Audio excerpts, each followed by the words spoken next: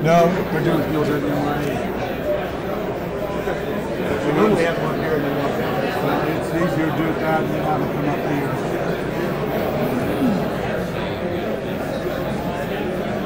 You ready? Ladies and gentlemen, please take your seats so we can begin this morning general session. Sergeant of Arms, please secure the doors.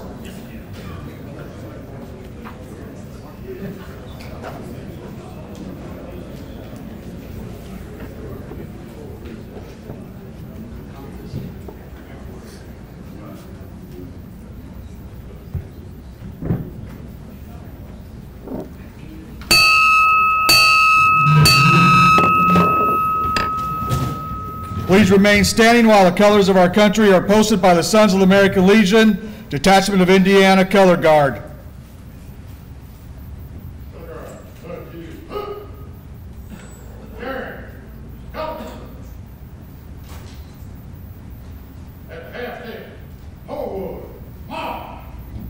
And salute.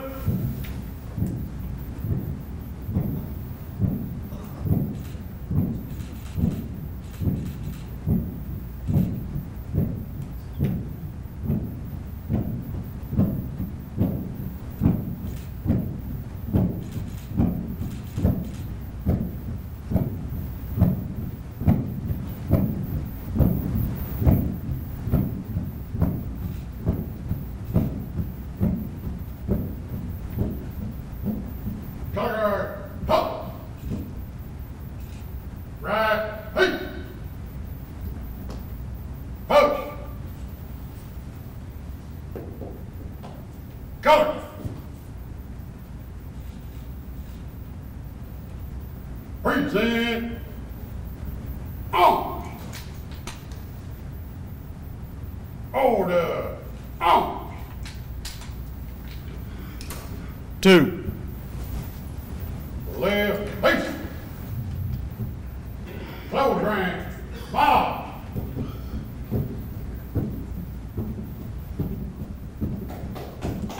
Forward.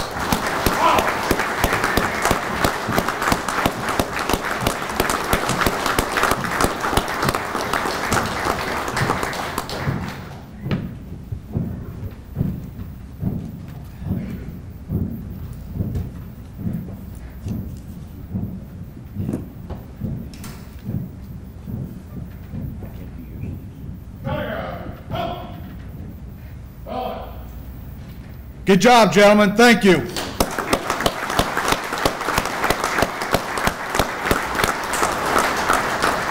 Please remain standing. Please uncover as I call on Department Chaplain Pastor Norris Kern to lead us in an invocation.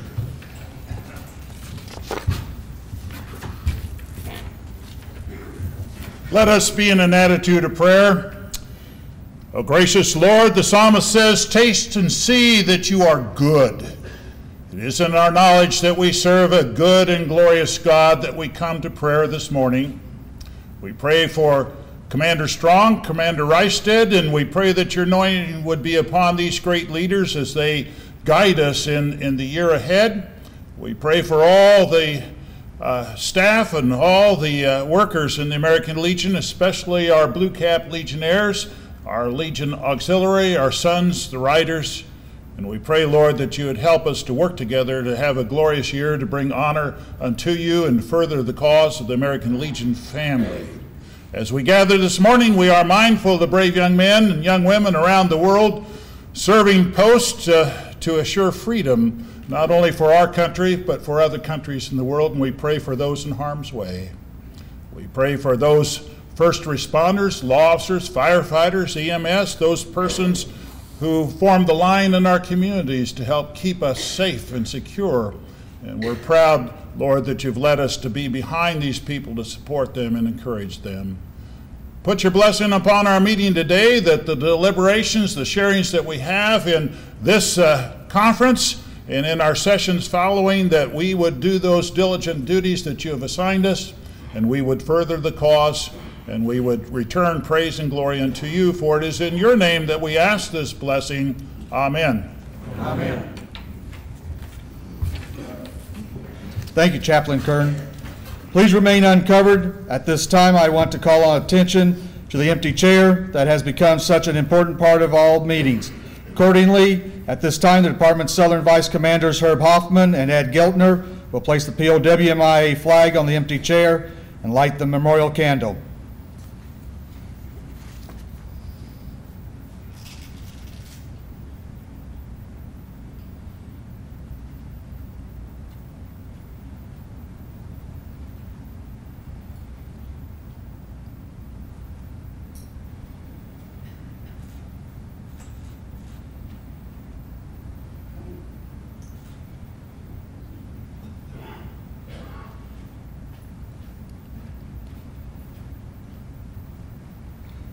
Draped with the black POWMIA flag, the chair reminds us of those of our countrymen who have yet to come home or been accounted for from the wars of our nation.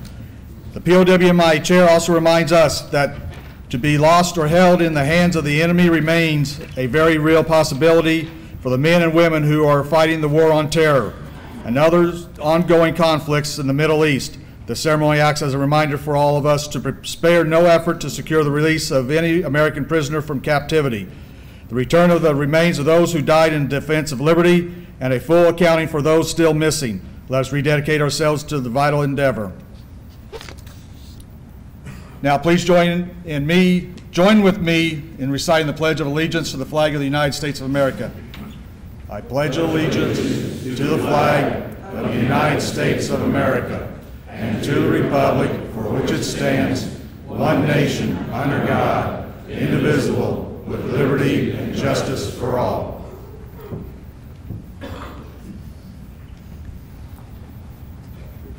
Recover, please. Ladies and gentlemen, please join me in the reciting of the preamble of the Constitution of the American Legion. For God and country, we associate ourselves together for the following purposes: to uphold and defend the Constitution of the United States of America, to maintain law and order, to foster and perpetuate the 100% Americanism, to preserve the memories and incidents of our association in the great wars, to inculcate essential individual obligation to community, state, and nation, to combat the atrocities of both classes and the masses, to make right the master of might, to promote peace and goodwill on earth, to safeguard and transmit to posterity principles of justice, freedom, and democracy. Consecrate and sanctify our comradeship by our devotion to mutual helpfulness. Please be seated. I now declare this general session of the American Legion Department of Indiana Fall Conference to be regularly convened. Before we begin today's business, I want to wish all of you a warm welcome to the 2018 Fall Conference. We have a great deal of work to accomplish this weekend and some fun planned too. I know you will take some valuable information home with you and encourage you to put in to work and share it with your fellow Legionnaires. I'm sure you are anxious to get started, so let's begin. Please make sure your cell phones are off or on silent. I do have a couple of Sergeant of Arms. I'll come over and collect a donation fee from you if it's left on and it rings. At this time, I'd like to introduce the 2018-2019 Department and District Officers. I ask that you please stand and be recognized as I call your name, and please hold your applause until they've been introduced. National Executive Committeeman Jerry Jordan. Alternate NEC-man Ed Trice. Northern Vice Commanders Don Cole, Ken Heckathorn. Southern Vice Commanders Herb Hoffman, Ed Giltner.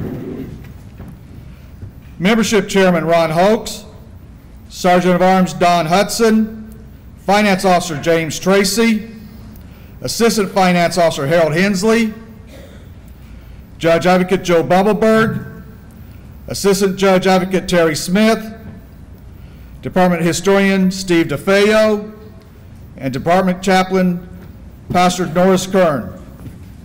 Give them a round of applause, please. Thank you all, gentlemen.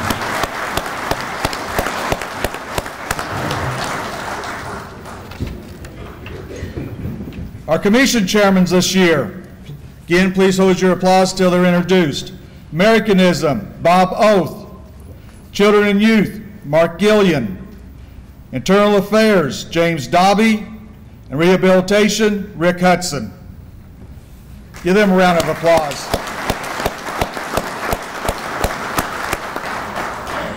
And now, please recognize our distinguished district commanders. Commanders, please stand as I call your name, and please remain standing. Please hold your applause for them. First District, Kevin Urbanzik. Second District, Larry Burkhart. Third District, Wayne Zeman. Fourth District, John Custer. Fifth District, J. David Burnett. Sixth District, Richard Culp. Seventh District, Ken Pridemore. Eighth District, Sue Hunt. Ninth District, Jerry Milton. 10th District, Lori Bowman. 11th District, Joe Allen. Please give them a round of applause.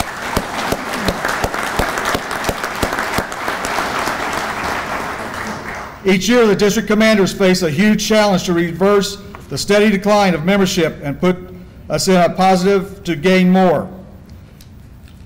These are the folks in the field doing hard work, motivating our volunteers to recruit eligible members in the state.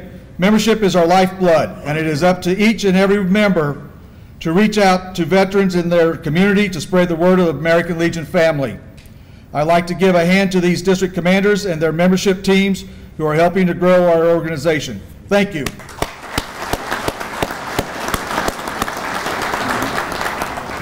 The Indiana American Legion provides our fellow citizens with support through a variety of programs benefiting our state's veterans and their families. We owe a great debt of gratitude to the leaders of our organization who, over the years, have developed and maintained these programs and activities. Many of them are with us this morning, and I'd like for you to join me in expressing our respect and affection. Will all past department commanders who are present please stand and be recognized when your name is called, and please hold your applause.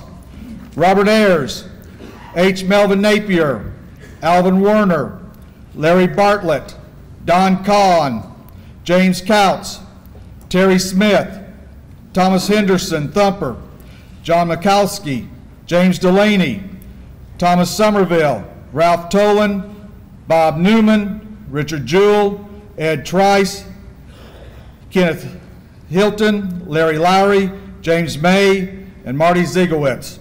Please give them a round of applause.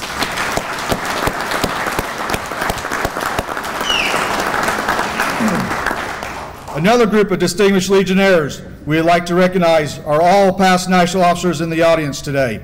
With their representation at the national level over the years, these Legionnaires have kept our department on the forefront of national issues and have represented the department well over the years.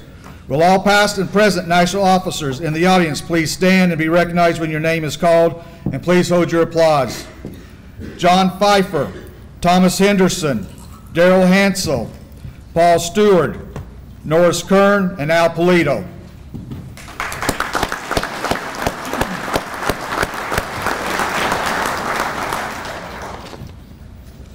We also recognize our past department commander, past national vice commander, and currently the National Internal Affairs Commission chairman, Bob Newman.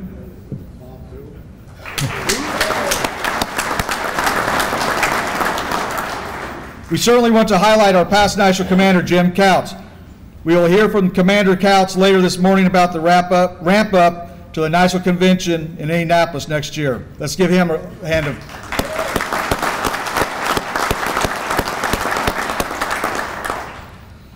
We've had a wonderful start to our Legion year. We kicked off our department centennial celebration with Legion Family Day at Victory Field.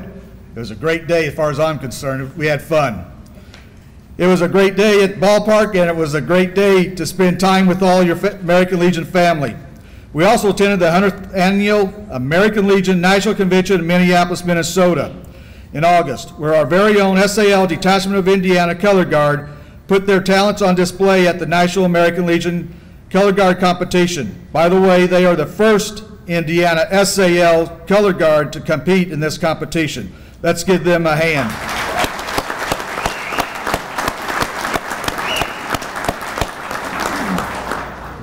One of my first duties as commander was addressing the very first graduating class of our newest program, the Indiana Youth Cadet Law Enforcement Academy. We are so very proud of this wonderful group of young adults. If you are not familiar with this program, it is a partnership between the Indiana Troopers Youth Service and the department, which provides firsthand experiences and insight into the operations of law enforcement agencies, affording these highly motivated young people an opportunity to consider law enforcement as a potential career choice, which is a career path that our special guest this morning is familiar with.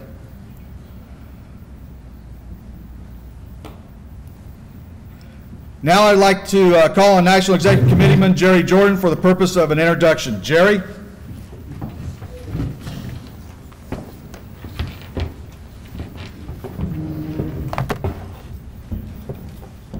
Good morning, fellow Legionnaires and Legion family members. I have the distinct honor to introduce a special guest with us this weekend. Brett P. Reistadt was elected National Commander of the American Legion on August the 30th, 2018 in Minneapolis during the organization's 100th National Convention. He has been a member of the nation's largest organization since 1981. A resident of Manassas, Virginia, Reistadt is a life member and past commander of Post 270 in McLean. The Department of Virginia reached an all-time high in membership while he served as department commander from 2005 to 2006. He retired as a lieutenant with the Fairfax County Police Department after 26 years of service and began a second career as a law enforcement service coordinator for the Regional Organized Crime Information Center. Reistadt's American Legion membership eligibility is through his honorable service during the Vietnam War era from 1974 to 1978. He was an active duty U.S. Army infantryman. Did I mention he was in the United States Army? Where he proudly served with the Presidential Salute Battery of the 3rd U.S. Infantry Regiment, the Old Guard, at historic Fort Myer, Virginia. He participated in the inaugural ceremony for President Carter and other high official profile ceremonies. He has since been honored as a distinguished member of that regiment. Reistadt has served at every level of the American Legion. He is a past president and honorary life member of the National American Legion Press Association. He recently completed a 6-year appointment as chairman of the Department Legislative Committee and 2 3-year terms as a gubernatorial appointee to the Commonwealth of Virginia's Joint Leadership Council of Veteran Service Organizations, where he helped coordinate and input the 23 veteran service organizations and in crafting veteran-friendly legislation and advocating proposed legislation before the governor and the General Assembly. He is also a tenured past department historian and was recently bestowed an honorary life membership by the National Association of Historians of the American Legion. He is a past Legionnaire of the Year of Post 270 and a member of the Sons of the American Legion Squadron 10 in Manassas. His wife Jessica and his family are proud members of the American Legion family. His theme as National Commander is celebrating our legacy with special emphasis on the organization's centennial. Please welcome National Commander Brett P. Reistadt.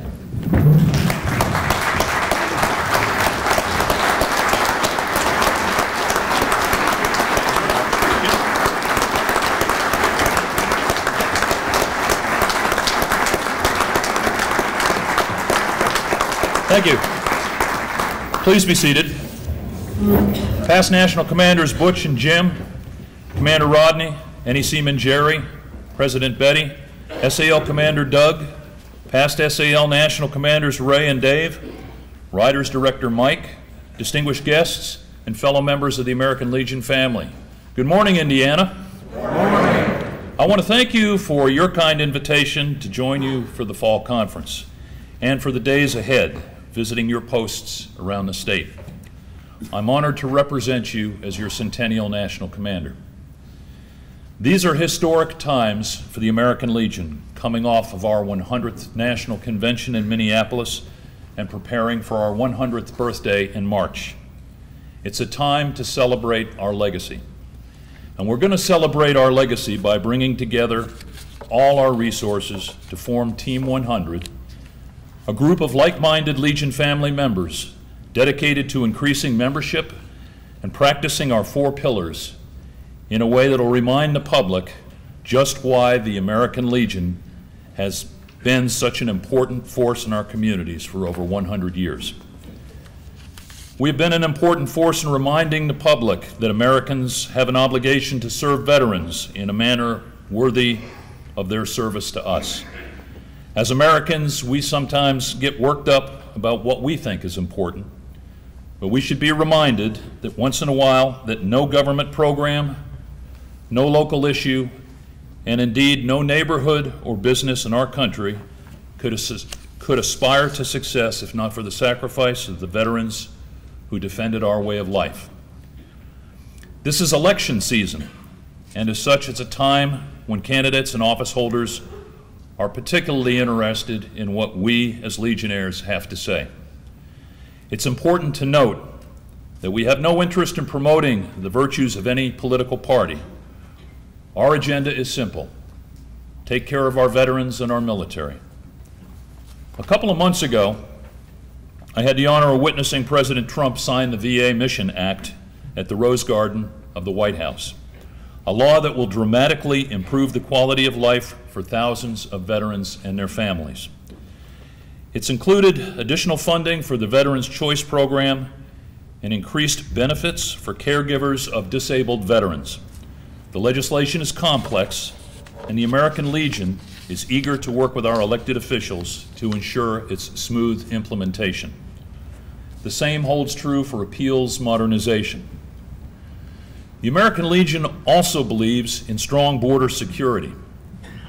We fully support patriotic immigrants who come here legally, but we also believe America is a nation of laws, and that those laws should be obeyed. We pledge ourselves to maintain law and order every time we recite the preamble to the Constitution of the American Legion. And that's also a program I hope to put more emphasis on during the year ahead. We will continue to fight for a constitutional amendment to protect our American flag from desecration. House Joint Resolution 61 and Senate Joint Resolution 46 would help us achieve this long-time goal. Please ask your congressional representatives to support this. It's also worth asking candidates if they would support such legislation in the next Congress. And then you only get one centennial, and I can think of no better way to remember it than with our commemorative coins that are soon to be made by the United States Mint. And thanks to overwhelming support from Legion families in Indiana and across the country, Congress passed the American Legion 100th Anniversary Commemorative Coin Act with a record number of co-sponsors and significant competition from other fine organizations hoping for the same honor. Congress only authorizes 2 coins every 2 years. We're in good company with the coins commemorating the Apollo 11 and man's first walk on the moon. These coins will be available before the American Legion's 100th birthday in March, and I encourage all of you to visit legion.org/coin for updates. Proceeds of the coins will benefit the programs of the American Legion, the same programs that enable us to serve veterans, families, and the youth of America so well. The efficiency of American Legion charities and programs is legendary.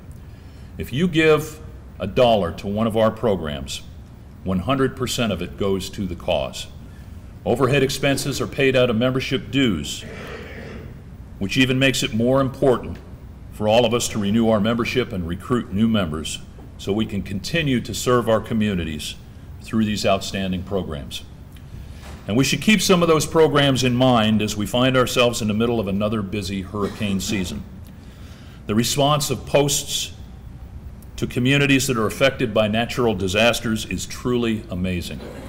Whether it's sending truckloads of supplies or holding fundraisers for the National Emergency Fund, the American Legion proves time and again that even with 55 departments and 13,000 posts, we are one American Legion family. People will not participate in our programs, support our initiatives, or join our organization if they don't know about us. And I'm convinced that when people see all that we offer, they'll consider the $30, $40, or $50 a year that we charge in membership dues to be a great bargain. We need to keep educating, recruiting, engaging, renewing, revitalizing, and reconnecting. That means knocking on doors, making phone calls, and making visitors feel welcome. The American Legion has had a wildly successful and historic first century. Let's continue this great record and commit ourselves to making our second century even better. Future generations of veterans are depending on us. I want to thank you for your service to our country, for your continued service to the American Legion. May God bless you, may God bless the American Legion, and may God bless America. Thank you very much.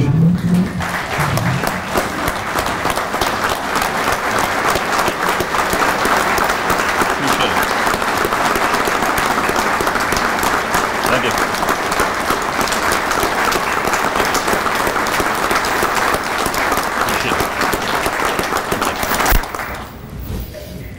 Thank you, Commander. Don't run off yet.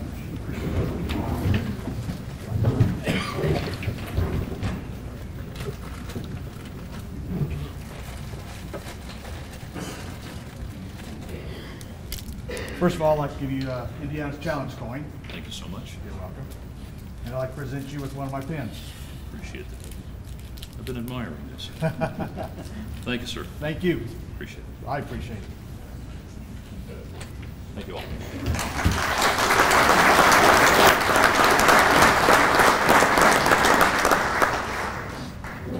Commander Reistad, thank you for being here with us this weekend. It has truly been an honor and pleasure to spend time with you and get to know you more.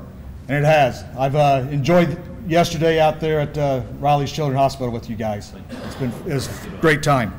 We look forward to hitting the road with you on Sunday for our statewide membership drive-around operation Race to 100. We certainly want to let you know you are always welcome to be our guest here in the Hoosier State.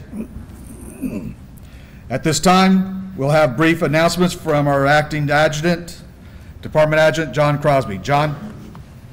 Thank you, Commander. Well, good morning. Good morning. And thank you to the National Commander for being here as well. I know you guys are busy on the road every state you go to. I think you said he's been to 9 states so far, and I'm sure they're making sure he's busy at each one of these states, and Indiana's going to be no exception. We have a drive-around planned as soon as conference concludes. Operation Race to 100 is what we're calling it.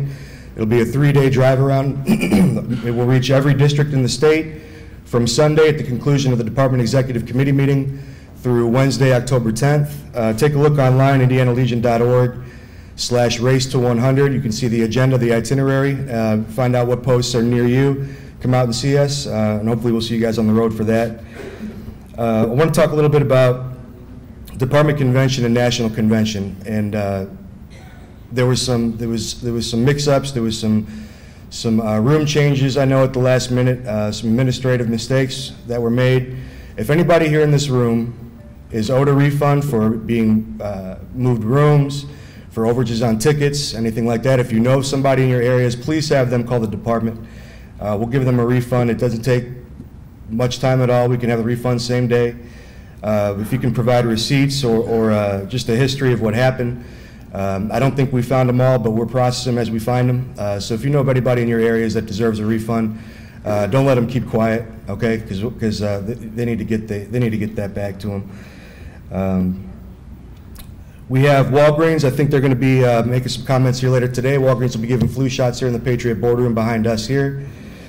Tim Sproles, he's going to be taking some retakes for the department officer pictures. So retakes will be again just back here. If you guys look to your left, my right, I want to talk about these vendor booths. Now this was an idea that came out. It was actually Wayne Zaman came to the department with this idea, and it's come to fruition. We have 2 of these vendor displays. You can see the backdrop. We got the awning. Each one comes with a monitor. We have a thumb drive that plays a loop of American Legion videos, photos, brochures, flag set, banner, and it comes with a tablet. Okay, and the tablet you can log right into indianalegion.org.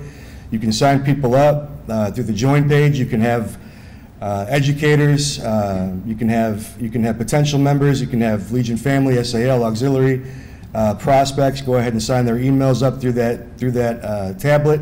It's easy to use. If you want to come down to the department to sign one out, they're first come first serve basis. But we will sit down and train you on how to build it up, break it down. These all break down into real small bags. Really can just fit in the back seat of a sedan. So again, 2 of these booths, we've had these on display now, available for about 3 weeks. The IndianaLegion.org/join page is a new tool. We've seen probably about 1 or 2 members a month, I think, sign up through that page since it was initiated. Since this booth has been out, I've been seeing probably about 1 or 2 a day, and that's just in the last 2 or 3 weeks, and I think it's directly correlated to this.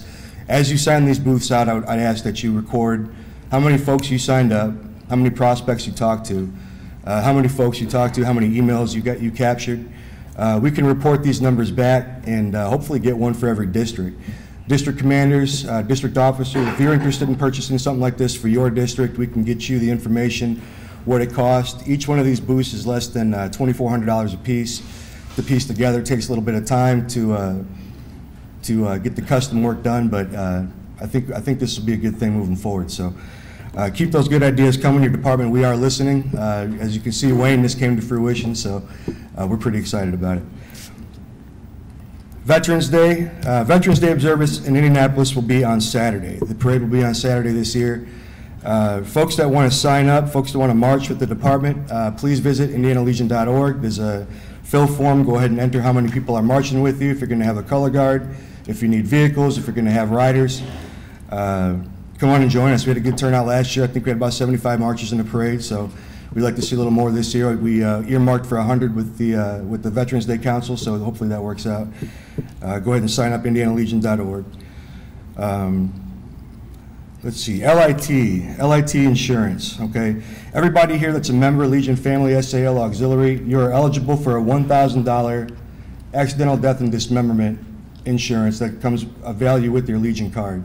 It's $5,000 if you're on Legion business, such as today, a conference, a convention, a meeting, a post-meeting, a post-event. That $1,000 comes up to $5,000 free. As you sign up, every person that signs up, a kickback from LIT to each department comes down in the form of a cash, in the form of check every year. So for example, 2017, for each member that signed up, LIT gave a check to the Department of Indiana for $76,861. Okay, now we're used to seeing 6-figure checks coming back from LIT. It's a program I think we need to start talking about a little bit more. The more people we sign up, the more it comes back to Indiana, the more veterans we can help. Since 1991, we've seen $3.2 million come back to the department just for people signing up for free insurance. So it's a great program. Visit thelit.com to sign up for that. Okay, and my last piece of business, I'll stop talking at you guys here. Is Audra Leary in the room here? Is Audra with us? Hey Audra, would you come up here? We're going to embarrass Audra real quick.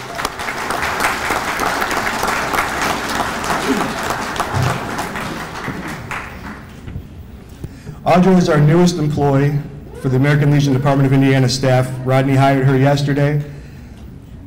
Audra's a native Hoosier. She's our new executive assistant. She grew up in the American Legion halls, Friday night dinners, Saturday night bingos. Her grandfather was a Korean fighter pilot, combat veteran. She told me a story. He had 3 slugs that he kept on the mantle that he pulled out of the seat underneath his plane after landing one mission. She describes a map of the world that was in his garage that he would put pins on each place he visited. Audra is a mother of 2, Alexa Ray and Riley Lane, correct? And she studied journalism at Purdue, which is close to my heart because I was a military photojournalist in a life prior to this one. So Audra is our newest member of the American Legion Auxiliary. And say hi to her at the department. She'll be the face and the voice you talk to first moving forward. Okay, guys. So welcome her. She'll be in Freedom Hall A. That's all I have. Thank you. Thank you, Audrey.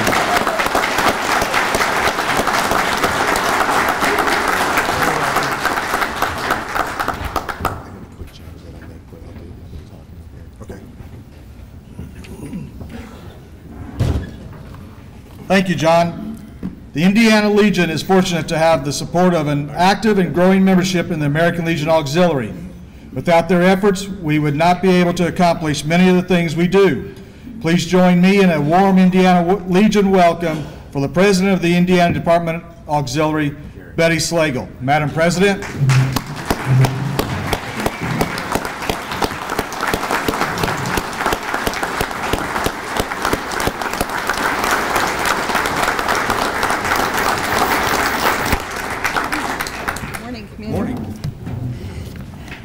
Good morning, gentlemen. I have to say, Commander, everybody always tells me they can't hear me.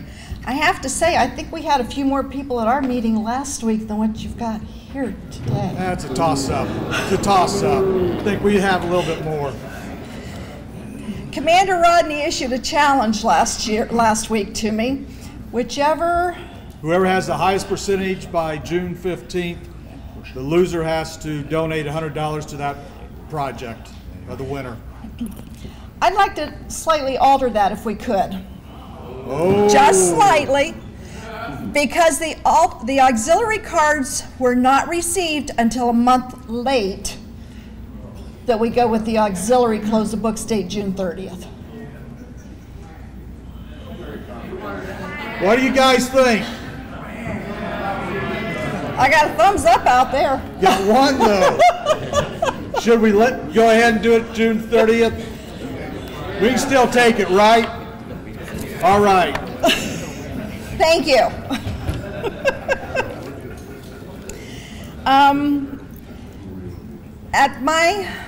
When I first started planning my year, I was terribly confused. There were so many projects that we could do.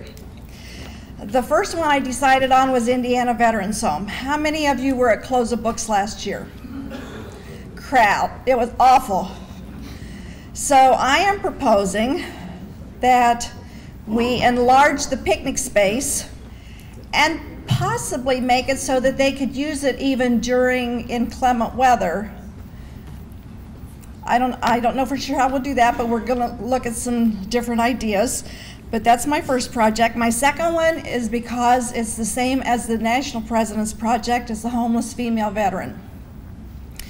We're working right now with Hoosier Veterans Assistance Foundation in downtown Indianapolis and hoping to work with other facilities also.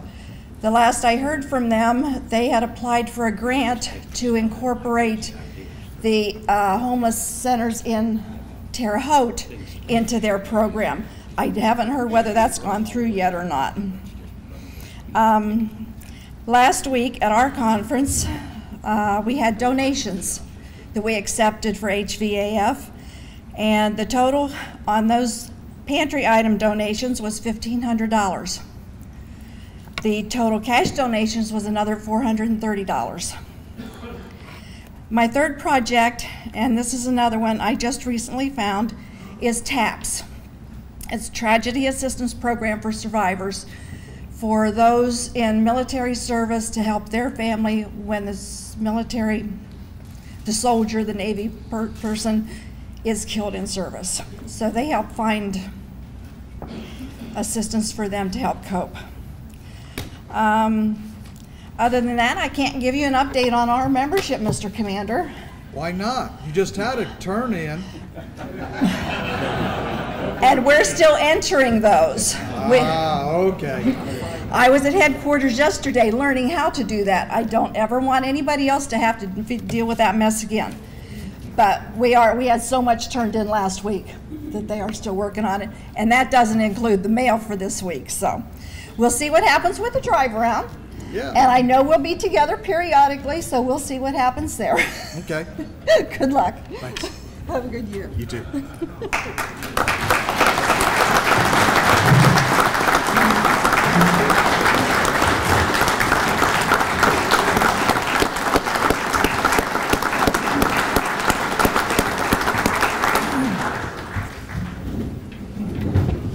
Thank you, Betty. Good luck to you and the ladies of the auxiliary as you continue to support our Hoosier veterans, communities, and the American Legion organization.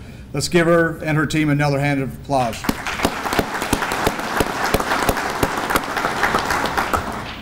Indiana is home to the large, active, and successful detachment of the Sons of the American Legion. In fact, they are the largest SAL we've ever seen in this department.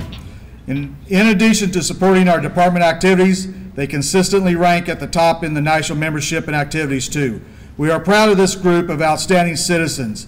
Please welcome their leader, Indiana Sons of the American Legion Detachment Commander, Doug Heiser. Doug?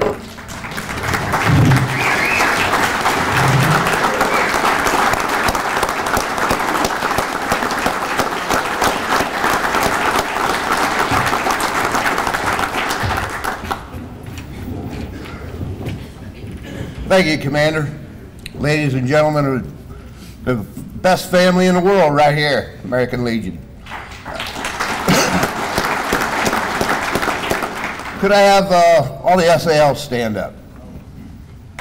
Got some over here too. You get to stand up to SAL. There we are. That's why we're one of the biggest. All right, second largest in the nation. I want to thank all my dual members as well, because you know it's cool to be dual. All right. So Rodney knows it. Everybody up here knows it. I'm not dual, but I know it's cool because we're hanging out with you guys. Ladies Auxiliary, got to speak before them last week, and I thank them for being the auxiliary, because without the ladies, we would have no sons. So,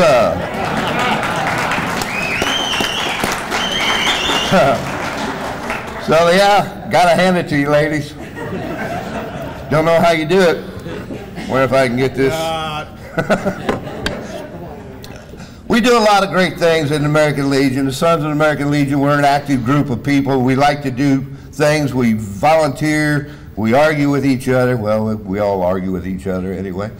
But at any rate, my program this year is called Sons in Need. It's a Indiana-owned, homegrown program. It's where we're going to assist one of our own Sons of the American Legion members who have fallen on some hard times. It kind of works like IVETS does. And it's something that's been needed for a long time. Figure, you know, divorce is usually caused by financial issues, can't pay electric bill, something like that. So we're going to be here to help our brothers in need. And with that, we do a lot of other fundraising. Oh yeah, this week or Saturday night, well, tonight, we're going to have that little party down here. It's Commander's Ball. Sons is going to have a jail set up in there. So you'll be able to pay to put somebody in jail, and then you're going to pay to get somebody out of jail. It's going to be quite interesting. Yeah, we're going to have fun. Should be the first one to get locked up right there. I do got a gentleman in here, he works for the Sheriff's Department, and he does have handcuffs if you want to cuff somebody. So, but you got to pay to get the key. With that, Commander, I would like to present you this check to the National Emergency Foundation Fund from the Sons of the American Legion, $2,500. Wow. Thank you.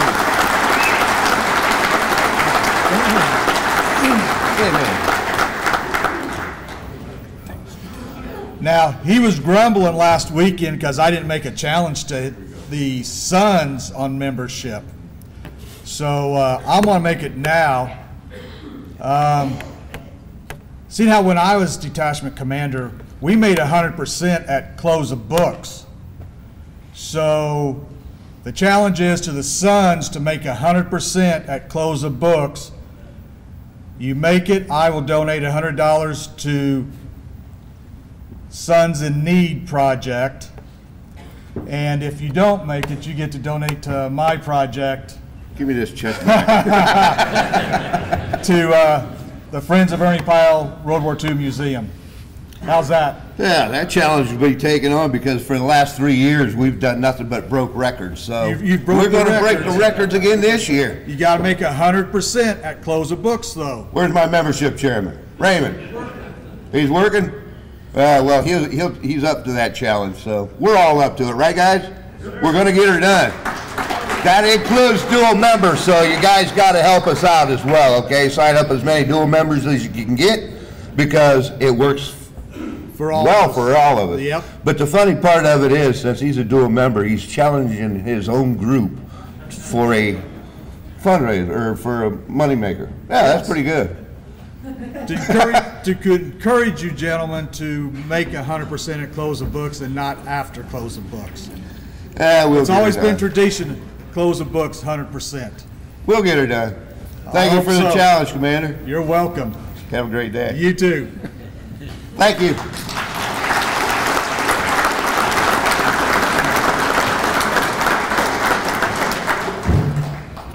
Thank you, Commander Heiser.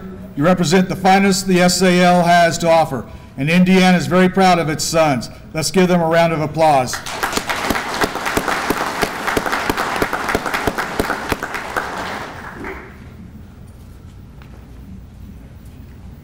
At this time, I would like to ask our past National Commander, Jim Couch, to the podium for the purpose of an announcement. Commander?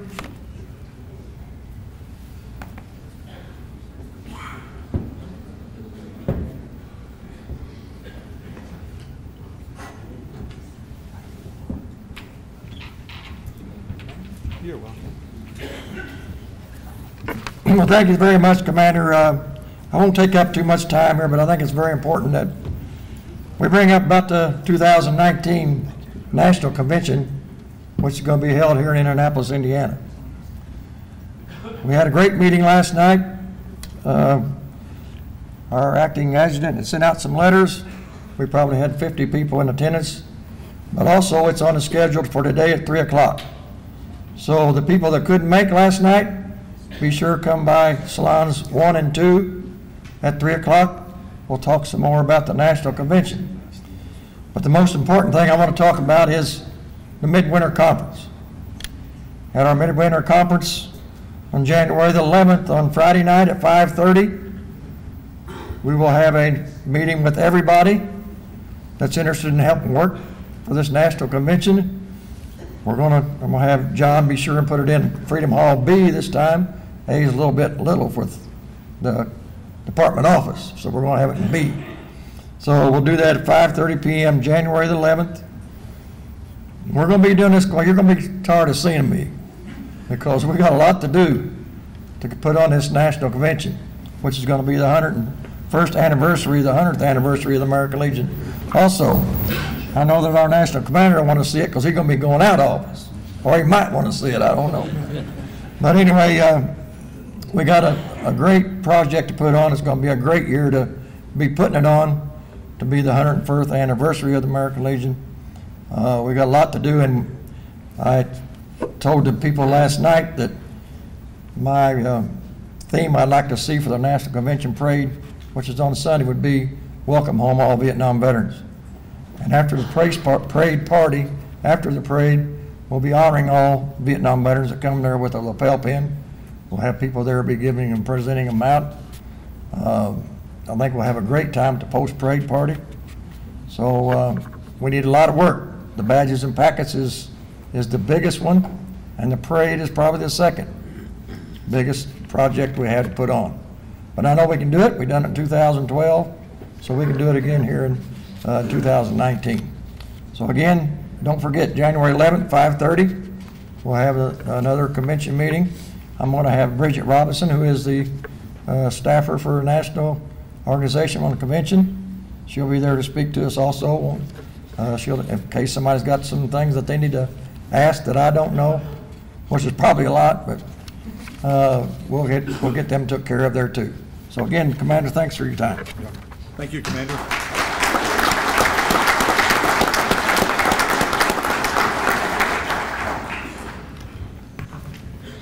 Thank you, Commander Couts. If it has been a while since you have stopped by the department headquarters, we have a new neighbor on the grounds.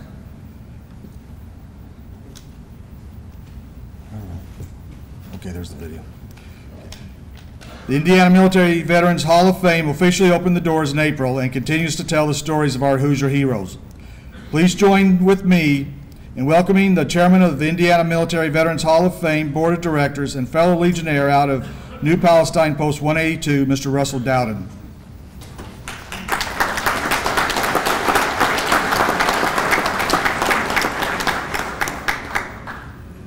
And the video's over here to my left, your right. Thank you, sir. Thank you. Appreciate it. The discussion I have for you this morning is only one page, so you're not going to be in those seats forever. At least it won't be my fault. The Hall of Fame is located on the south end of 3 acres of land that was owned by the Indiana Department of American Legion. They leased it to us, to me, for $1 a year for 99 years. And it's a renewable lease. What we would like very much to do is give that building back to the Legion and say, here it is, we've built it for you, and now you can run it. And it's about, well, it cost us about $300,000, a little over that, to build it. It was built by Worcester Construction here in Indy, and it's pretty nice. Now, if you haven't been by to see it, take the time to go down there and have a look. You will enjoy it. We as I said, we raised $300,000, a little more than that. I think it was $330,000 and some change to build the thing. And the Indiana Credit Union League has chipped in and beat the bushes for us, and they raised that money. And so if you have the opportunity to visit a credit union and thank them for that, they're the guys and girls that caused us to be able to do it. We had our first induction ceremony in 2014. We at that time had, I think, you know, the memories, some of you will associate with this, memory is not what it used to be. I think that we had 18 in the induction class, in that inaugural class. We will have 21 this year. This year's induction will be on the Friday, the 9th of November. It'll be in the Armory at the National Guard Armory, adjacent to Fort Sill, or Fort Harrison. Fort Sill was my first assignment in the Army, so it remains forever in my mind. Not because I want to visit Lawton, Oklahoma again. Trust me on that. But it was the first assignment. So the 9920 East 59th Street is the address. We'll start the induction ceremony with a social hour at about 5 o'clock. At 6 o'clock we will have a dinner, and at 7 o'clock, absolutely dead center on those times. Yeah, right. We hadn't hit it yet, and it's all because of I'm the guy in charge of the time. We will start the induction ceremony. There are what I want to talk to you about next is commemorative brick orders. There is an order form in the office. Tim tells me that the main office is off of the main lobby, and there is order forms there, and there are brochures that tell you about the Hall of Fame. So if you have the time, stop in and pick one of those up. The cost of a brick, the bricks are inlaid in the at the entrance of the building. There's a circle of bricks.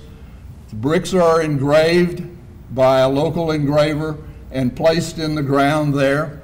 And when we fill that up, and we've got a ways to go yet, we will then line the sidewalks with with those bricks. So there's plenty of room. All you got to do is fork out $100, and there's 3 lines on it, and emblems. Not that you can see that unless your eyes are a whole lot better than mine, but there are emblems available for you to pick out, and and the dollars go to support the utilities, the security business of the in the facility, and in the Tomorrowland. When we give that building to the Indiana Department of the American Legion, it will also help to pay for the ground maintenance. So it's dollars that come back to you. I'm proud of what we have done. Stop by and have a look at it. The National Commander was there on Friday and got a tour and has a brick. So everybody in this room needs a brick. Does everybody agree? Yes? Yes, of course. You have to agree. I've got the podium, and I'm not going to sit down unless you all agree. So yes, I see some nods now. Thank you very much. I appreciate your attention. I thank you for the gathering. I thank the American Legion Department of Indiana for the land and the opportunity to build this great facility down there, honoring Hoosier veterans. We have 3 women in the Hall of Fame, 1 currently, 2 that will be inducted on November the 9th.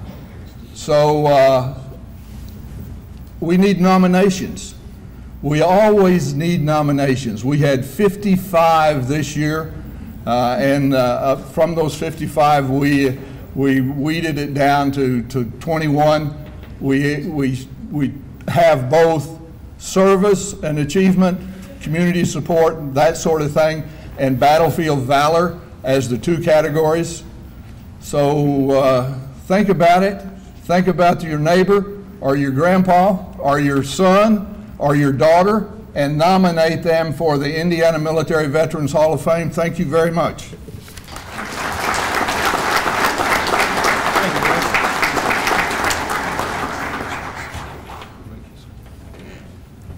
Thank you, Russ. Mike Pfeiffer.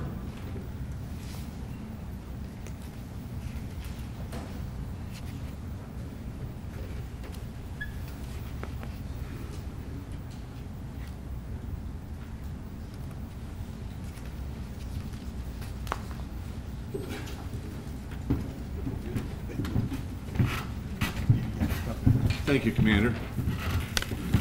Appreciate the opportunity. We have a special guest joining us with for the Sons DEC this weekend, and many of you in the room had an opportunity to meet him informally last night. Let me just fill in a little gap on his background.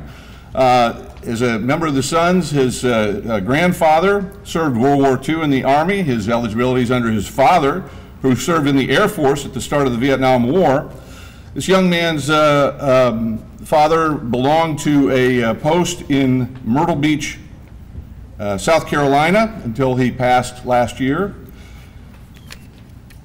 Our guest is a current member of Squadron 690 in Palatine, Illinois. He's been a member there for 25 years now. He's also served at many levels of the Sons, at the detachment level in Illinois, and has sat on several different national committees and held different appointments. He is a union electrician with Local 134 in Chicago, and he's done that since 1985. Has navigated the construction market throughout a variety of other jobs as well. Married his wife Liz this past March. She is an auxiliary member, has been since 2004 through her father, who served in the Air Force during the Vietnam War era. They both love to travel, and they always try to visit any and all Legion posts in whatever area they are visiting. I wish you would give a warm Hoosier welcome now to our Sons American Legion National Vice Commander from the Central Division, Matt Christie.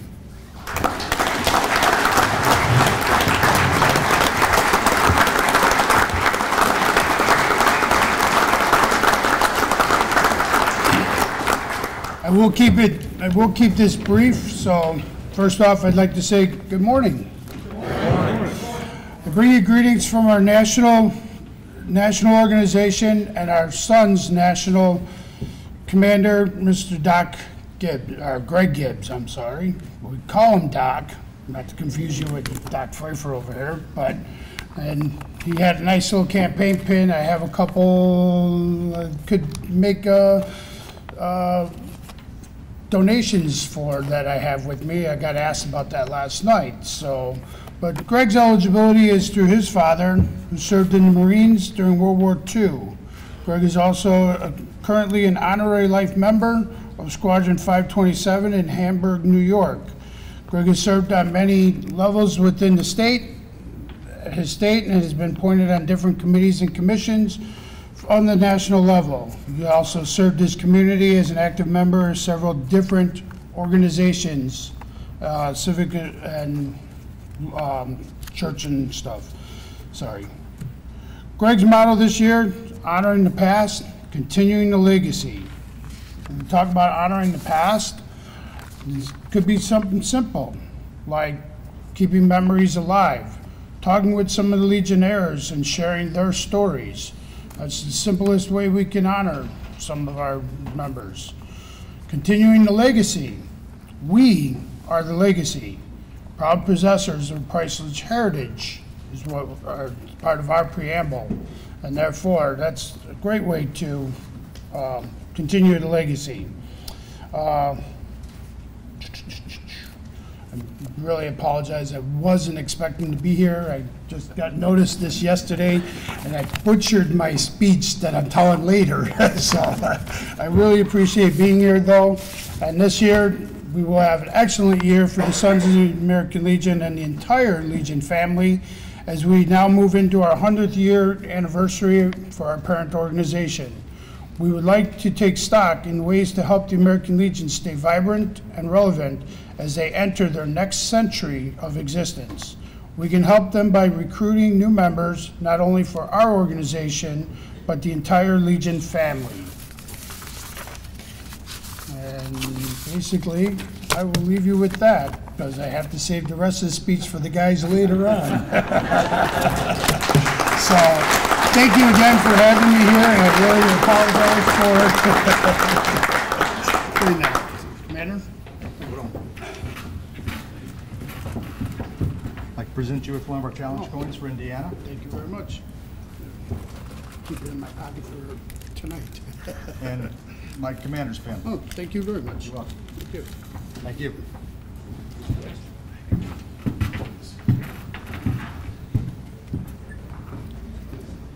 Is Mike Williams in the room? Then he's in the Patriots boardroom then. As I stated earlier, one of my first duties as your department commander was to bring greetings to the very first graduating class of the Indiana Youth Cadet Law Enforcement Academy on the campus of the University of Indianapolis. If I could direct everyone's attention to the screen as we play a video that we will give you an idea of what this program is all about.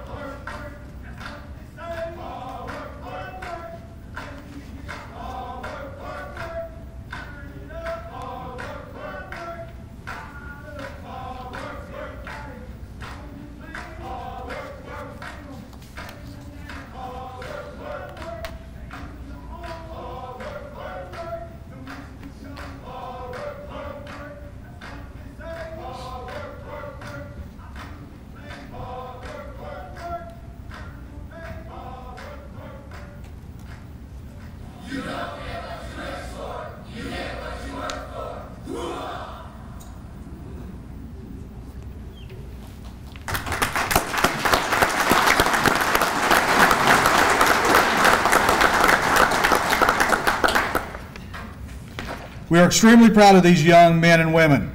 The counselors for this program were made up of Indiana's finest of the Indiana State Police, and they put these cadets through the ringer. Each one of them earned their graduation. But we have some of those cadets here today to be recognized for going above what was expected. At this time, I'd like to call on up the chairman of our Children and Youth Commission, who is also chairman of the Indiana Youth Cadet Law Enforcement Program, Mark Gillian, for the purpose of the presentation. Mark?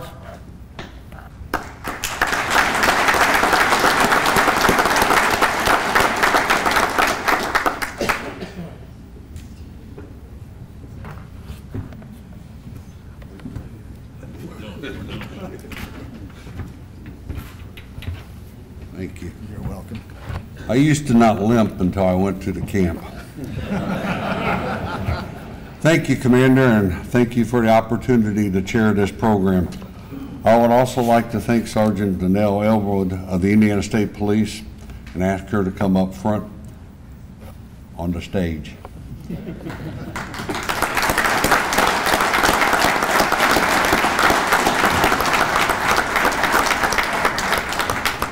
Today we have 7 awards to present to our cadets whose hard work and determination helped make the first graduating class a success.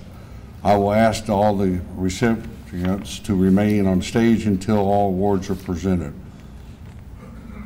Our first award today is the Spirit Award. The Spirit Award is given to both male and female cadets for having an outstanding attitude and motivation that seems to be contagious to the cadets around them. Our first reception is Dominic Killebrew. Our second recipient of the Spirit Award is Nathan May.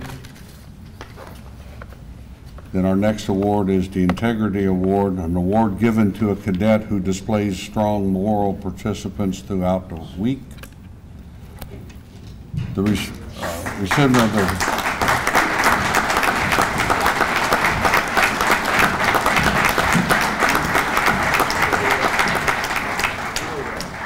I didn't see Dominic. I was going to give her a bad grade on Monday if she wasn't here. But the 2018 Integrity Award is Henry Massing. Unfortunately, Henry had a scheduling conflict and could not make it here today. We'll make sure he gets his award. Our next award is the Mental Attitude Award, presented to a cadet who had a great attitude throughout the week. And as you can see from the video, this isn't an easy program to graduate from. But also keeping a positive outlook along with the correct mindset makes the differences. This recipient of the 2008 Mental Attitude Award goes to Vonnenik Matthews.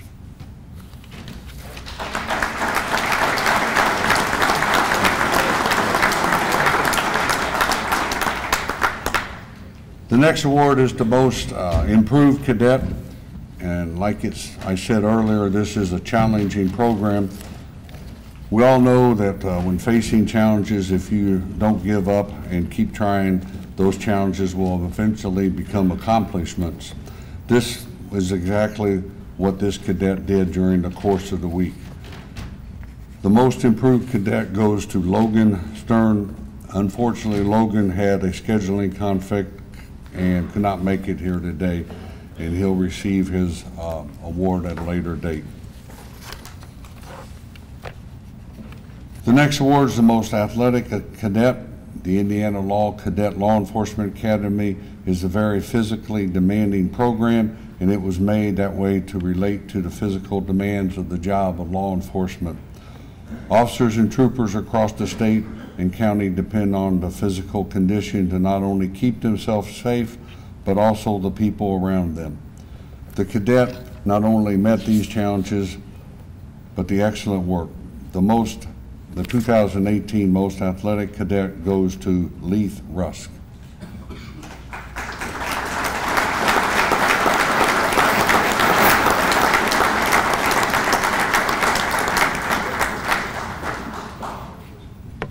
The final award goes to the top cadet. A lot goes into the selection of the recipient of this award. Obviously, physical fitness and mental toughness play a part. But we also look for leaders in the group. This cadet not only pursued himself to perform at the highest level, but also pushed others to do the same. He's everything we hope to see in our future cadets. This 2018 top cadet goes to Dawson Patrick.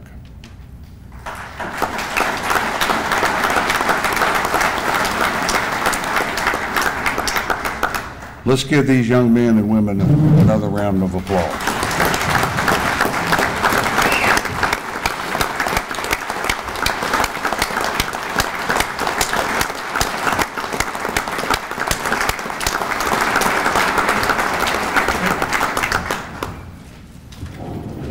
Thank you. We have one more person to recognize this morning, and Sergeant Elwood, I know how you like to be in front of groups, but if you could stay here for a minute. Now the script says I'm supposed to take a defensive position behind the podium.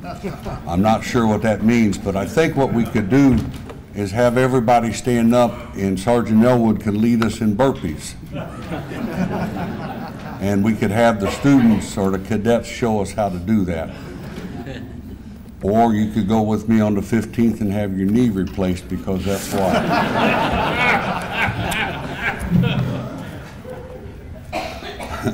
We couldn't have pulled this program together without the Trooper Youth Service stepping up and spearheading this week.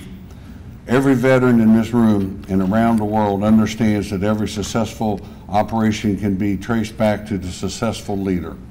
That is exactly what Sergeant Daniel Elwood brought to this program.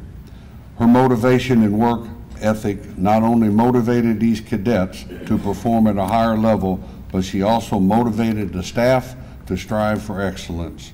Her leadership brought out the best of all of us. Thank you for what you have brought to this program, and thank you for continued service for the great state of Indiana. Ladies and gentlemen, Sergeant Daniel Elwood.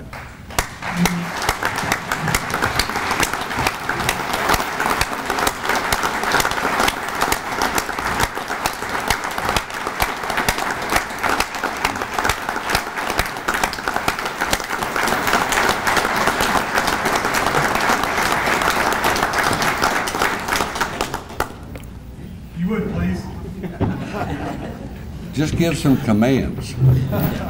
They know how much I enjoy speaking in front of crowds. Typically, I like to just not have a mic and use what we call the knife hand and yell some things out. I just want to say thank you to all of you guys. Without your guys' participation, we wouldn't have been able to do this, and it's been a huge, huge partnership for us to be able to work with you guys and bring these kids in. We have so many of them come back and talk to us about what they experienced, and they want to move forward into law enforcement. And I think that that's amazing for us to have those kids that have a little bit of the knowledge and understand what they're going to go through and still want to stick with it. So I'm very, very proud to be able to have worked with all of you guys throughout the state and to work with Mark. It's just been huge, and I hope that we can continue it moving forward and that we're able to make it into something bigger and get more kids involved, because it's a great experience for them. So thank you very much.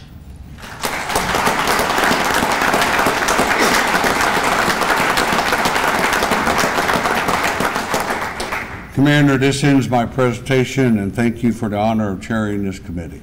You're welcome.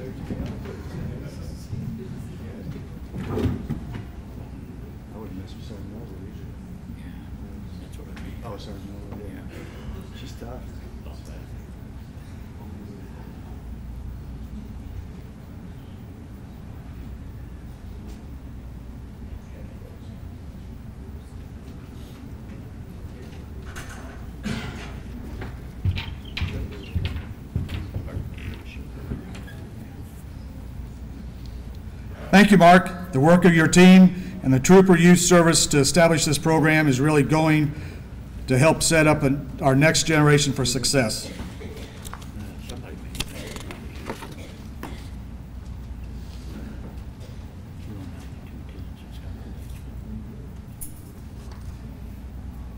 At this time, I'd like to call up Lisa Lyford, Campaign Committee Chairwoman for Auxiliary National President candidate Vicki Couts, for the purpose of her presentation. Lisa, the floor is yours.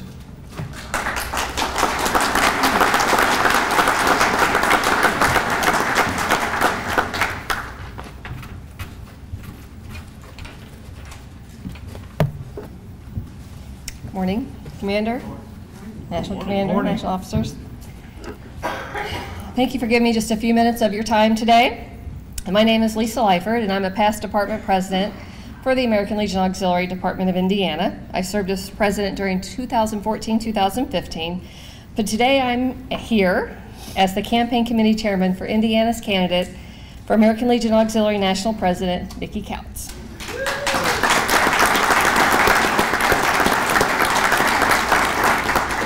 Vicki's term as national president will be in 2021-2022, and it has been over 30 years since the Department of Indiana has had a national president. How exciting it is that this will be the second time ever that a husband and wife have both served as national commander and national president. On behalf of Vicki, I want to thank you for all of your support you have shown her already. Letters were mailed out in early September to all post squadrons, chapters, units announcing her appointment and requesting donations. You may be wondering, why are you asking for money now if she's not going into office until 2021? As a candidate for American Legion Auxiliary National President, Vicki and her committee will be required to host many hospitality events, some locally and some in Washington, D.C. There are banners to be made, invitations to be mailed, and a homecoming to plan. Most of the expenses occur in the next year and a half, which is why we have already hit the ground running with fundraising. Vicki appointed a campaign committee that consists of a Legion family team from each district. They've been working hard planning and organizing fundraisers. The 2nd District kicked off the year Labor Day weekend with an amazing event. As of now, we have events scheduled in the 4th, 5th, 7th, 8th, 10th, and 11th districts. We truly hope you will find a way to support them. Even with her crazy travel schedule, our candidate is able to be with us today. Vicki?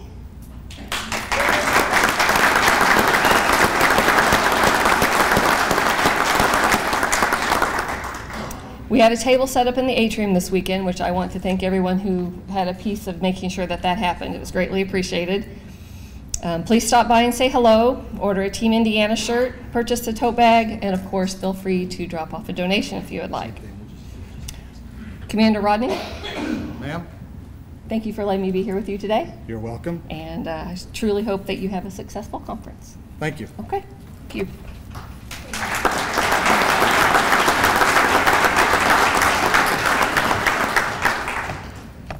Again, thank you, Lisa.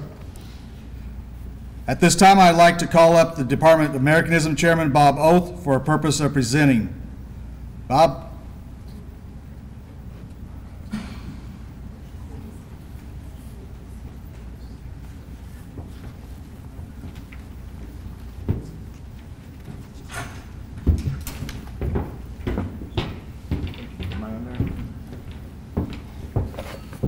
Just before I get started, Lisa, at least we're not on the stage. I have to put a pin on you again like I did one time. Inside joke. Real happening. Thank you, Commander. I am honored to be here today to assist in the presentation to recognize a very special Legion family member for their dedication and hard work to assist in furthering scouting program in the American Legion. First, I'd like to ask our Department Boy State Chairman, Mr. Stan Gatewood, to come to the lower stage with Commander Strome. Stan? Stan is AWOL. Commander, it's all up to you.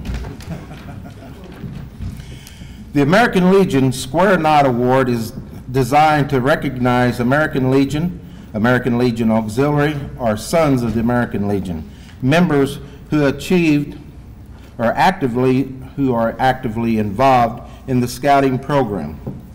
To qualify to receive this award, the national organization looks at the candidate's service in training, tenure, and overall performance in a scouting leadership position.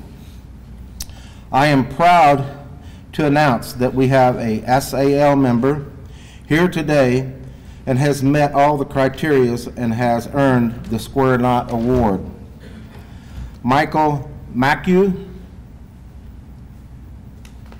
I will ask you to please make your way to the stage. Mr. Macue has been a member of the SAL Squadron 59 for 7 continuous years. He also has been an adult leader in the Boy Scout organization for over 20 years. He was sponsored for this award by Post 59 in the 9th District. Ladies and gentlemen, I give you the recipient of the American Legion Square Knot Award.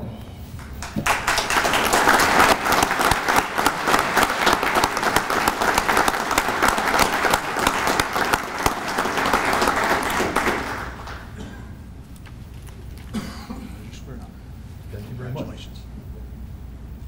Say something, not say something. Okay. I would like to thank you all for this very prestigious award. It takes a lot of hard work and determination. Our unit has been with the Legion since 1951, so you sponsored us that long. Presently, the Legion sponsors probably 2,600 units across the United States, affecting about 62,000 youth. So I think you guys need a round of applause for yourselves for all the hard work and determination that you guys have done.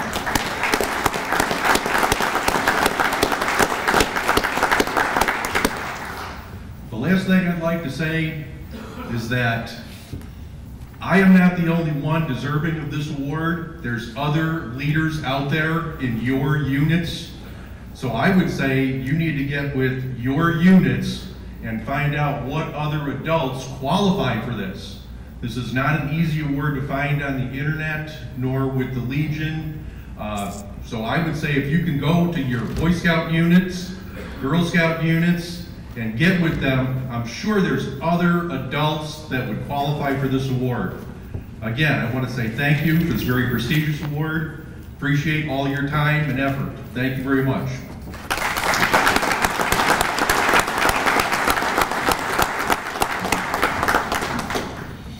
Commander, this ends my presentation, and I'd like to thank you for the honor of chairing this commission.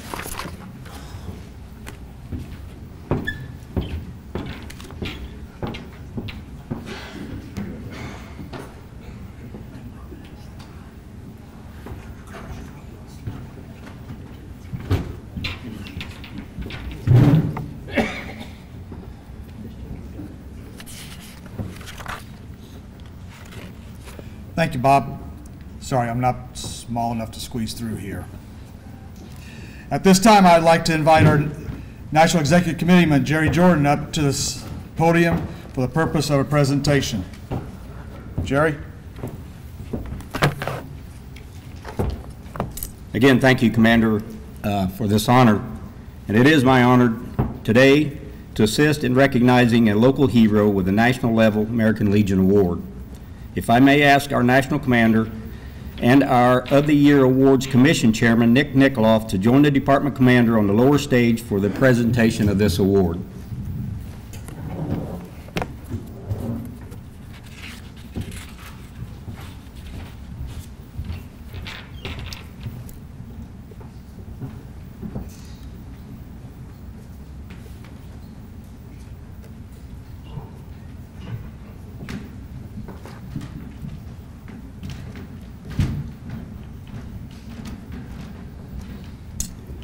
Corporal Cliff Hibbs of LaGrange, Indiana, has been chosen by our national headquarters as the Central Region Law Enforcement Officer of the Year. Hibbs was sponsored by Post 215 in the 4th District, and Hibbs did not consider a career in law enforcement until a family tragedy changed his mind. His brother was tragically killed by a drunk driver who was on her 3rd operating while intoxicated charge. After taking college courses to become a certified corrections officer, Hibbs took a position as a jail officer in the LaGrange County Sheriff's Department in 1991, and Hibbs never lost sight of his goal to become a law enforcement officer.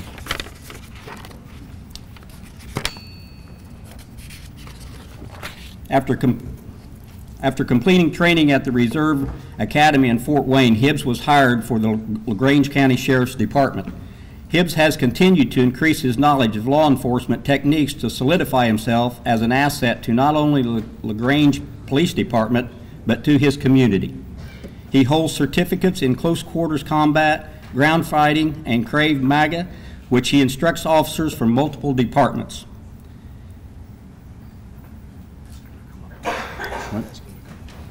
Mr. Hibbs, would you please join us on the stage?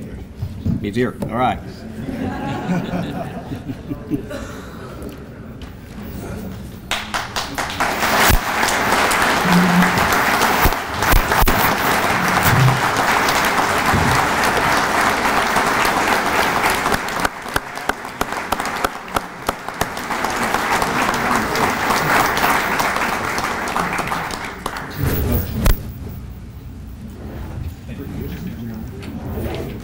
Did you?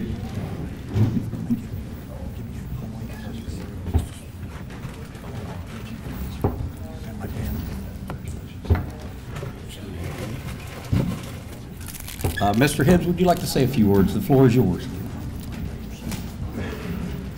Again, I find it humbling. I'm standing here in front of you guys. I was here last year. It was great. It was an honor. I find it an honor to represent you in the central region. Too bad we couldn't make it all the way, right? But there are people out there that deserve this just as much, as not more.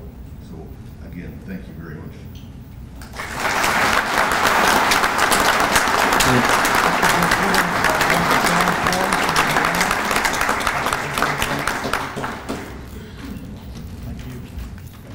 Commander Strong, thank you for the opportunity to present this award to one of our Hoosier heroes.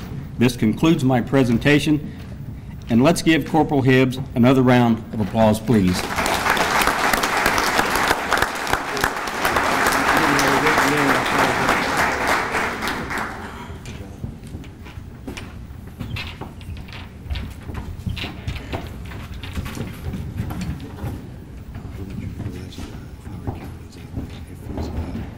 This gentleman showed up. He just sent me a text message. So if you want to know, say that there, I'll kill him.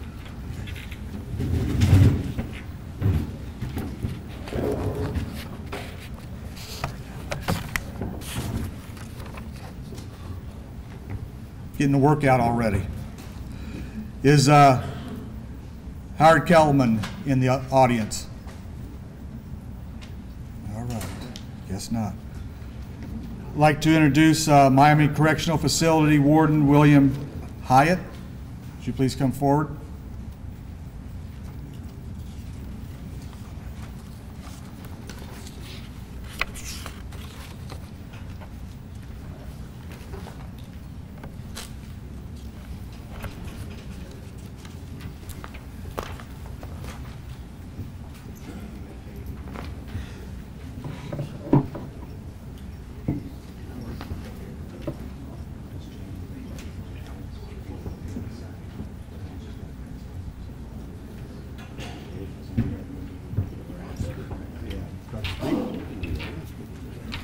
All yours. All right, thank you, sir. You're welcome. Good morning, Legion. How's everybody doing? Good morning. I want to thank everybody for allowing me the opportunity to come up and speak this morning. I'm going to talk a little bit about something. I have my program coordinator, Mr. Stallhood, with me today, but I would like to open up by saying that sitting in the back, I have really heard a lot of good things that the Legion is doing. And I'm going to talk a little bit about that this morning. So to you folks for allowing us to come in and speak, thank you. To the commanders, thank you very much. And really God bless you all for what you do. I am a 31-year career employee of the Indiana Department of Correction. And I graduated up in Michigan City and joined the United States Army. So I'm a proud vet of 6 years of the Army. Okay, thank you.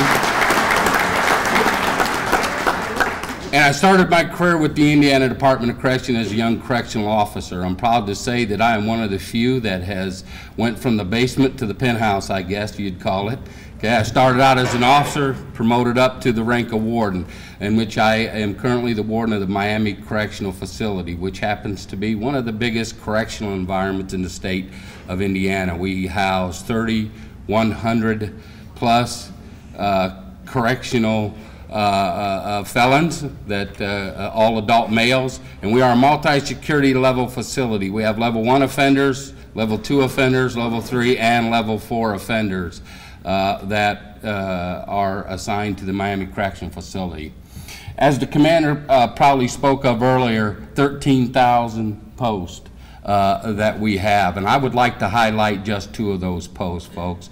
Primarily post number 555, which is the Miami Correctional Facility post, and post 503, which is the Andrew Cummins post at the Correctional Industrial Facility. And that holds a special a little place in my heart because I, along with Bob Burkhart, if he's in the room, if not, I'm sure most of you know who that is, was very instrumental in installing the post there at the Correctional Industrial Facility.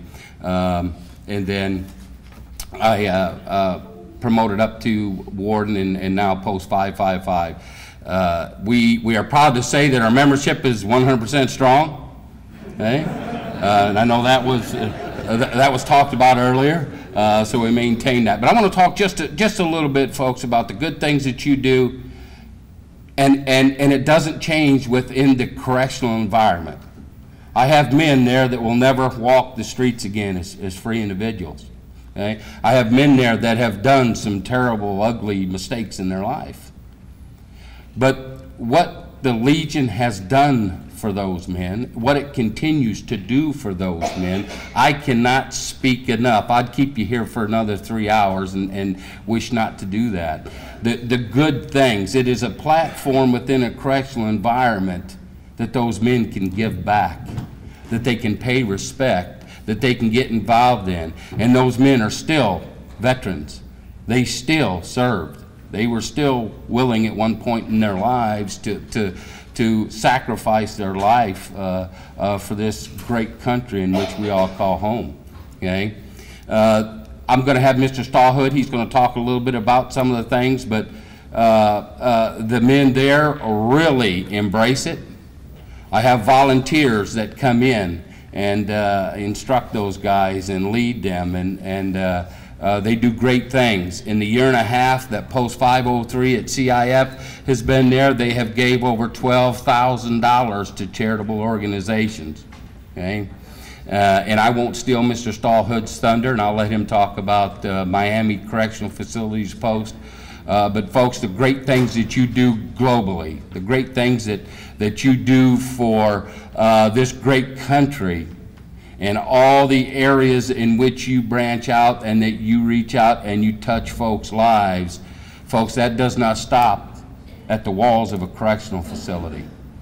We are growing in the Department of Correction. We have the Women's Correctional Facility in Rockville now has a post, and that says great things. It says great things about what this organization, what you folks do. So with that being said, God bless you. Thank you for your service. Thank you for what you do every day. And I'd like to turn it over to Mr. Stallhood. Okay, thank you.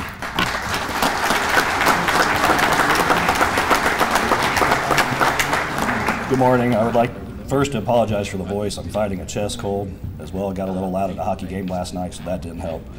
Again, my name is Jeremy Stallhood. I am the Incarcerated Veterans and American Legion Post 555 Program Coordinator.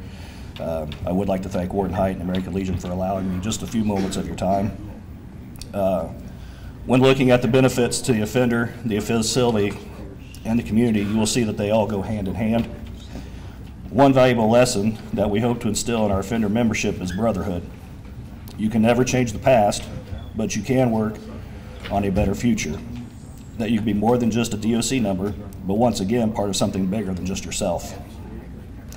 These men will generally hold themselves to a higher standard. Their cells are orderly, the men always look presentable, and speak with respect amongst their peers and staff. This creates a positive environment in one of the most negative in the state. The benefits to the community is twofold in most cases. First, the men are charitable. Speaking for my post alone, in the 8 years it has existed, the men have donated almost $32,000 to various charities. This has been done mainly through fundraising, through offender sales, and donation amongst the members themselves. Second, we try to return a man back to his community better than what he was before. By being a member and being part of these types of positive interactions, we hope that it has shown them a positive way to think and live. Sometimes to see the benefit of the program, it's best to ask those that are the main focus of the program.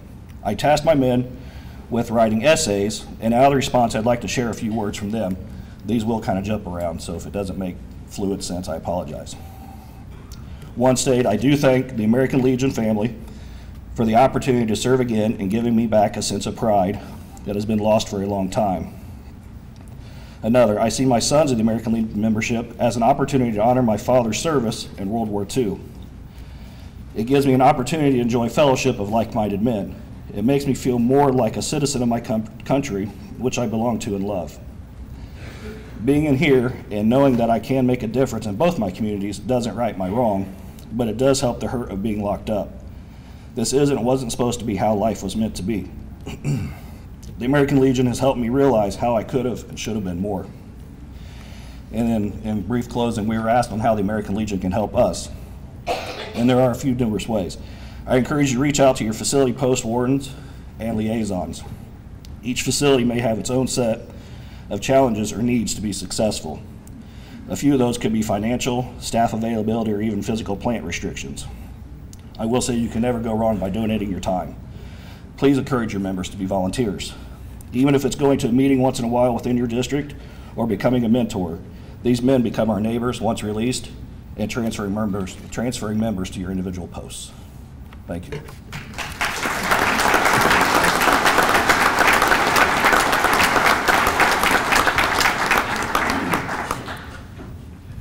Thank you, gentlemen.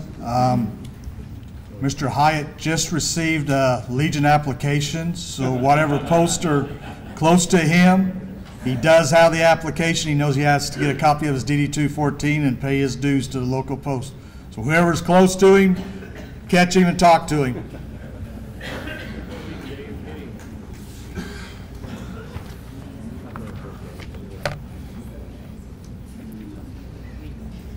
Our next speaker is a published author, an Indiana Baseball Hall of Fame inductee, and the voice of the Indianapolis Indians. Through the Indians' partnership with the department, he has also become a great friend to our Legion family across the state. Ladies and gentlemen, please welcome to the stage Mr. Howard Kellerman.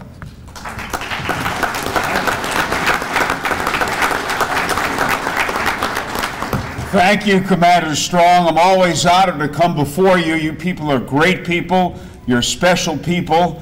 And speaking of special, we had a special day at Victory Field this year on August the 12th, American Legion Day. It was a huge success. We sold out the ballpark, and just a wonderful, wonderful day. So we hope that this becomes an annual event. My thanks to John Crosby, Will, Tim Sproles, the whole crew, and all of you, Scott, and all of you who made it possible. It's a great relationship that the Indianapolis Indians have with the American Legion, and we're very proud of it. What I like the fact is, you know, when you talk about military people, they're tough guys, but they don't necessarily walk around saying I'm a tough guy. Now I'll tell you a story of someone who did do that. Anybody here a St. Louis Cardinal fan? Okay. Name the last National Leaguer to win the Triple Crown was the St. Louis Cardinal. Anybody know who he was? It's the same era as Dizzy Dean. It's going way back. Now in the American League, Miguel Cabrera won it a few years ago for the Tigers. It's a Hall of Famer, Joe Ducky Medwick. Okay, I met Ducky Medwick my first year as a broadcaster. He was the Cardinals minor league hitting coordinator. I went up to him, I introduced myself. I said, Mr. Medwick, I'm Howard Kellerman, Indianapolis Indians broadcaster. He said, hey kid, do you know anything about me? I said, yes sir, I know you're a Hall of Famer, and I know you're a tough guy. He said, yeah, I'm a tough guy, and I didn't take anything from anybody. and I'll tell you a story about it. Now, he played for the Cardinals. Any Cub fans here? I'm glad you're still admitting it after what happened a few days ago, but that's good. Okay, so Medwick said, we're playing the Cubs, Cardinals-Cubs, Wrigley Field. And you guys know that rivalry to this day is just incredible. Great baseball cities, great cities. Medwick hits a ball off the wall, and he's thinking triple all the way. The throw comes to the third baseman, Stan Hack. He's all set to tag Medwick out, and Medwick, being the dirty, aggressive player that he could be, slid with his spikes high, cut Stan Hack in the arm, and the ball squirted loose, and he's safe. How do you think those Cub fans reacted to a player doing that with the Cardinals? Not good. They were booing and screaming and yelling at Medwick. Finally, it simmered down, but this one fan in the stands behind third base was screaming at Medwick at the top of his lungs. And Medwick is screaming at him. And even though Stan Hack, the third baseman, is angry at Medwick for what he did, he said, Joe, do you know who that is you're yelling at that's yelling at you? Medwick said, I don't care who it is. He actually used a little stronger language than that, but you get the gist of it. Hack persisted. He said, Joe, do you know who that is that's yelling at you, that you're yelling at? Okay, Medwick said, who's this guy that I'm screaming at? And Stan Hack said, Joe, that's Al Capone.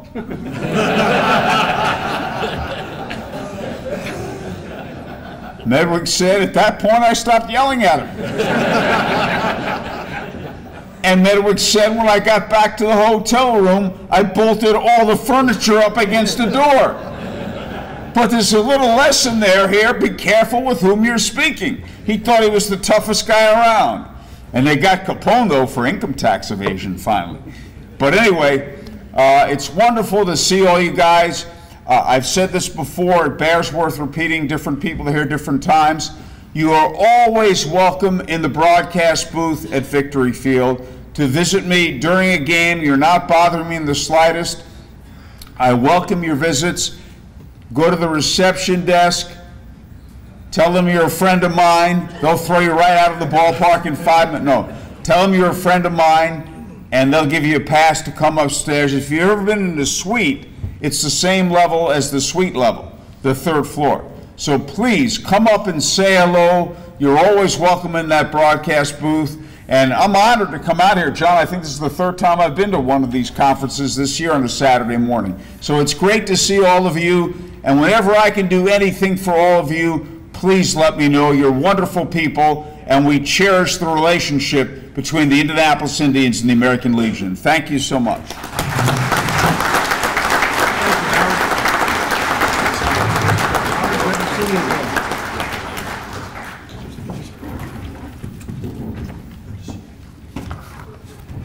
Thank you, Howard. We appreciate you having us out at Victory Field for Legion Family Day.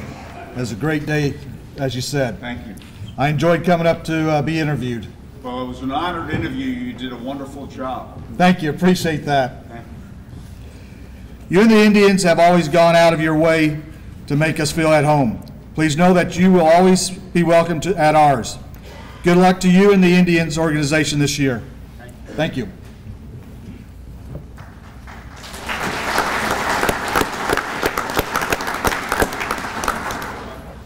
As we already had the correctional people in here, 3rd District had their district meeting at post 130 Michigan City Prison. And it was a fantastic night for us. Our membership chairman, Ron Hoax,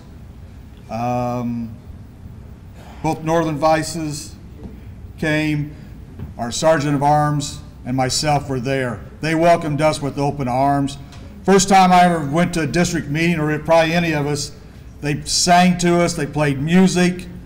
They played all different range of music. They've been there for 20 years. They've donated to over $100-some thousand to date. As of that meeting, they had donated over $5,700 back to the community, and they'll be donating more around Veterans Day. And they should be donating almost $10,000 total for the year, if not more. You know, we're lucky. We have different ways to raise money to donate back out to the community. You know, they're in a wall, and they have no way except for food selling. And that's a, pardon my language, a hell of a way to raise money and to donate it back to the community. So please, if you get a chance, go back out to the prisons and volunteer if you can. Make a little bit more difference to them. They help us out so much. Okay, we are going to begin wrapping this session up, but before we do, I'd like to talk about my Commander's Project for this year. I chose the Friends of Ernie Pyle World War II Museum. It's in Dana, Indiana. We already had a connection with them. We helped move Ernie Pyle's boyhood home into Dana back in the early 70s. The home is now needing to get some wood siding put back on the house. They'd like to redo the outside with the original type of wood that's on it. It's not holding paint. I am one of the 13 volunteer board members there, but it's just tough to keep paint on it. If they put vinyl siding or any type of siding like that, it's not worth it. It's going to lose that historical value. They're keeping the historical value to it. It's going to cost almost $90,000, give or take, to put the wood siding on. And my project is to raise $30,000 to help them along with that. If you ever get a chance to go down to Dana, Indiana, go down there and visit the museum. They have the home, and they have 2 Quonset huts that has everything in it. The state does not own it anymore or do anything. The Friends of Ernie Pyle run it, and it's all ran off of donations. So please, if you can make it, I would appreciate it. I do feel like this is a worthy project. Keep Hoosier history going. At this time, I'd like to call on Acting Department Adjutant for any final announcements. John? Okay, I don't have any final announcements, Commander, but I do have 2 new post charters for you to sign.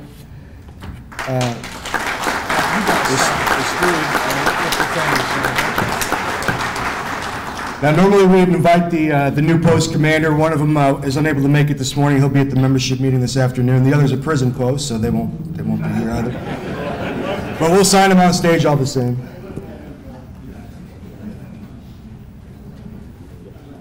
Yeah, I saw you sign it. I was like, what the hell? We got to sign it on stage.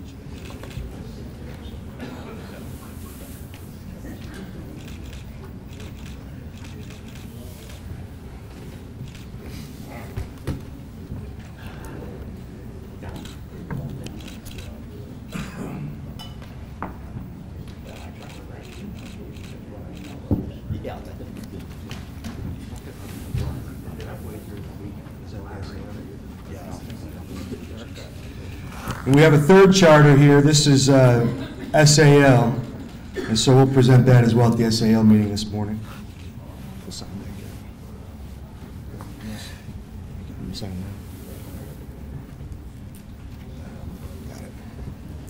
Okay, at this time, if anybody has any presentations for the commander, go ahead and line up. If you would, speak into the microphone. Steve, make sure that mic's on. If you would, speak into the microphone, let us know where the donation is coming from, how much the donation is, and what it's to.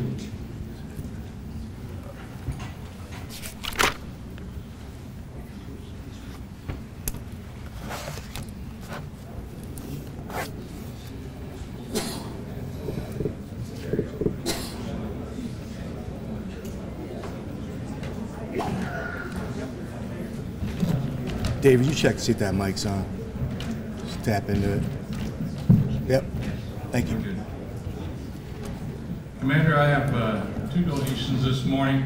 I placed a couple gumball machines in our post, and many of you probably have the Kiwanis machines in there, and you never even think about them. But I raised $230 over the past few months with those machines. I've got 115 for Raleigh Hospital and another 115 for OCW. Thank you very much.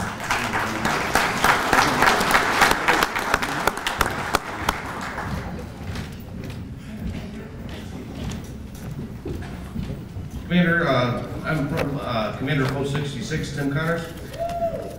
We had a dunk tank at our Legion family picnic this past summer, and my wonderful second vice back there, Shannon, decided that she was going to keep track of whether or not the women made more money or the guys made more money.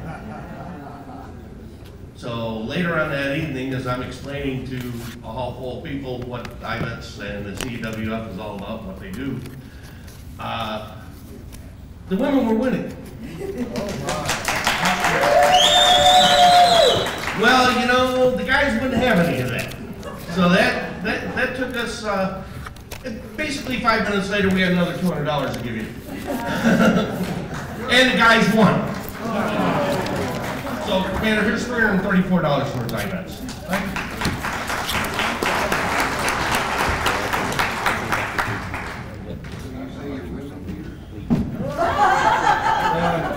We came to our district meeting a month ago, then we came to our district meeting again. Post 510 is going to present you the first $100 for your Ernie Pyle project. Thank you.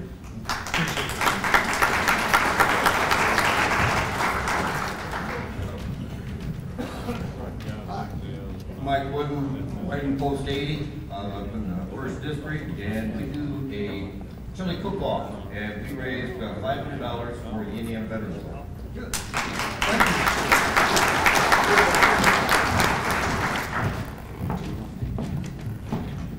Pete Van Worden from Post 485 in Cherville. Our Legion Riders had a fundraiser, and we have $500 for the Legacy Fund.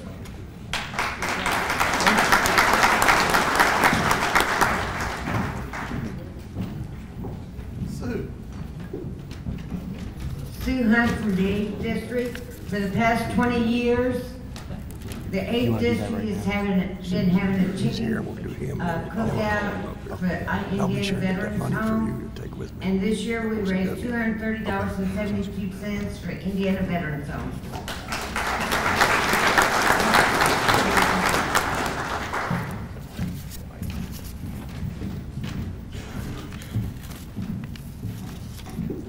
Well, let me tell you something about the Commander's Post. They just had the Blues Fest on September the 15th at Crawfordsville, Post 72. They had 4 blues bands. They had concessions set up outside. They had Andretti Motorsports Indy cars sitting there. It was a great day. It was their first annual Blues Fest. And Rico Mitchell over here is the guy that put it on, along with the commander from Post 72.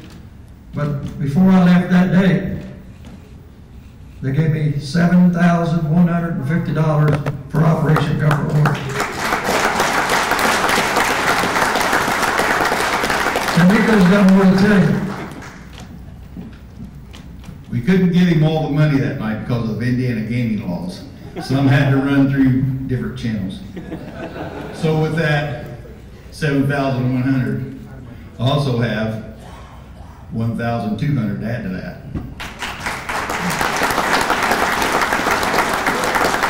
Well, that's $8,350 for Operation Comfort Water from their post. Thank you all so much. Can't wait for next year.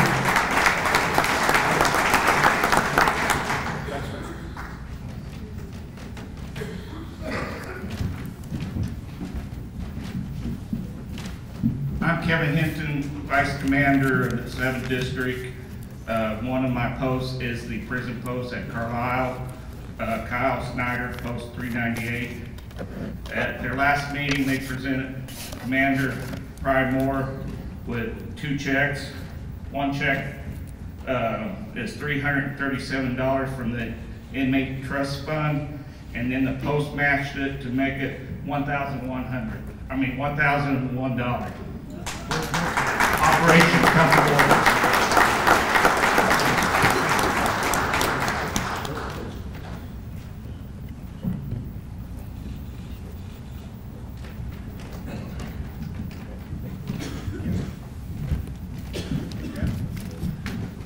And I also have a donation that just gave to me a while ago from Kevin Hinton for $100 for Operation Comfort Wear.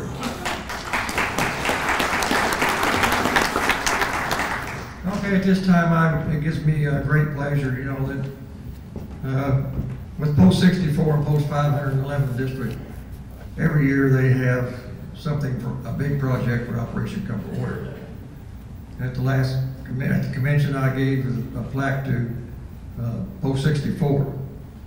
But this one goes to Speedway Post 500 and the riders, and then they have a memorial ride every year for Zach Nordbach. Zach was killed in Iraq, and the family has this for him and honor him every year. This was the 10th year that they've had this at Speedway Post 500. I'll read this plaque, and I want to present it to the commander of Post 500, Mark Gillian, and Bob does all the work there for the riders, with a lot of help of the riders, of putting this on along with the Nordmore family. It says the American Legion proudly supporting wounded warriors through the American Legion Operation Comfort Warriors program. American Legion Speedway Post 500, Speedway, Indiana. The American Legion Department of Indiana for exceptional service of raising over $200,000 in donations for the American Legion Operation Comfort Warriors from 2012 to 2018. Bob Snell and Mark Gillian, here you go.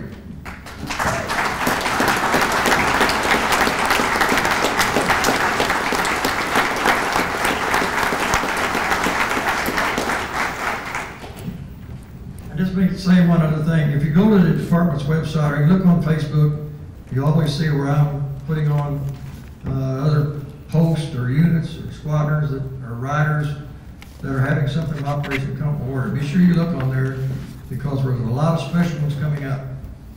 And just look on there if you want to come to it, fine.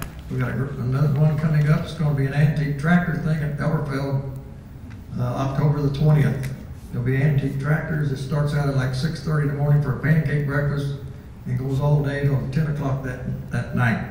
So if you want to come to watch some antique tractors and all that, come on down to Elberfeld Post 351. Thank you all.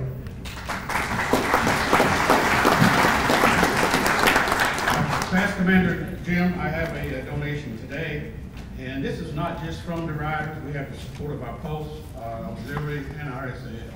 So it's a group effort from everybody. But this year's check will be $13,407.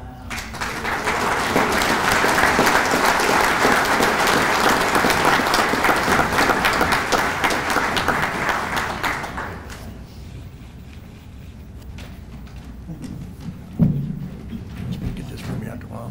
Yeah, all of it. Sounds good.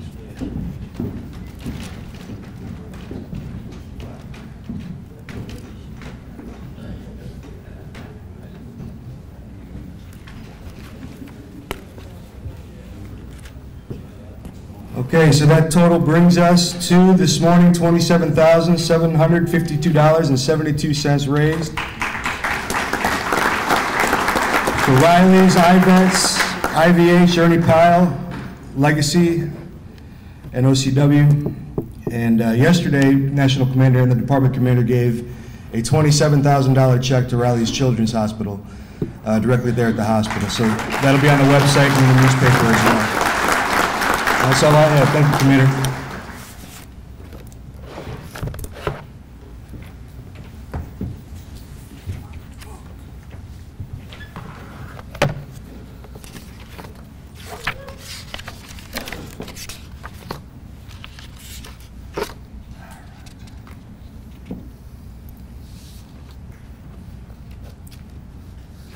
Thank you all very much for your generosity.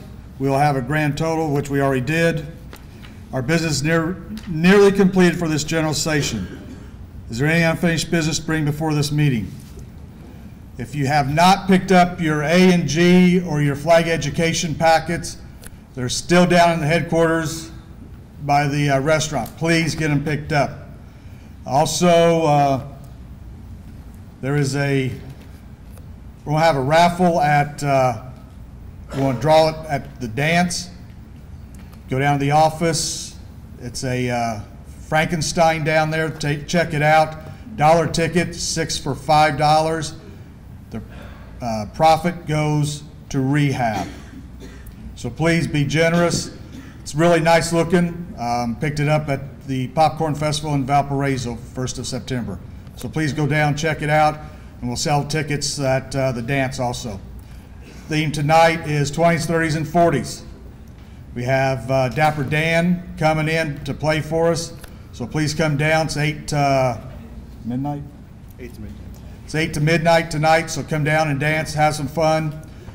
If you got costumes, come on down. I know myself and First Lady will be in costume tonight.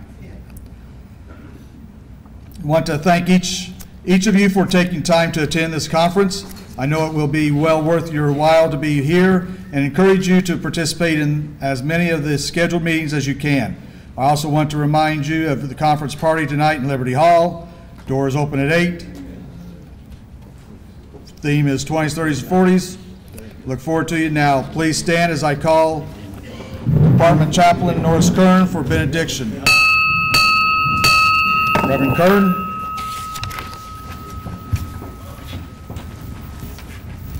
Shall we be in an attitude of prayer? Our gracious God, as we ask your heavenly benediction upon this assembly, we thank you for the celebrations. We thank you for the awards. We thank you for the money raised.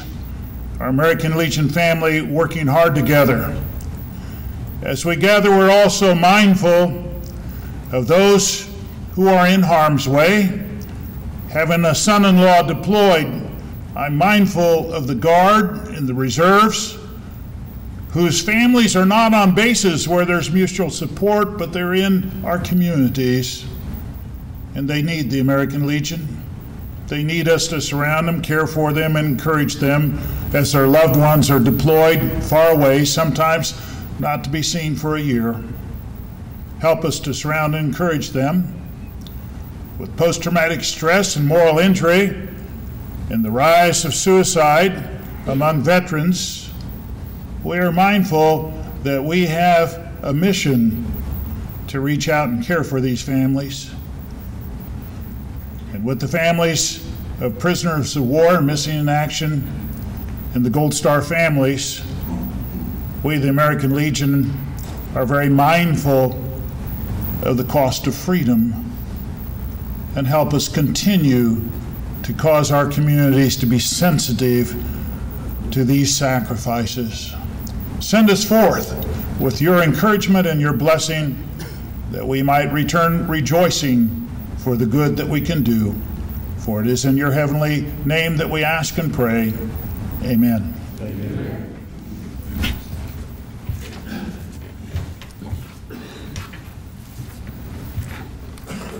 Thank you, Chaplain. I also ask you to remember all those who were killed on October 23rd, 1983 at the Marine Barracks at Beirut, Lebanon.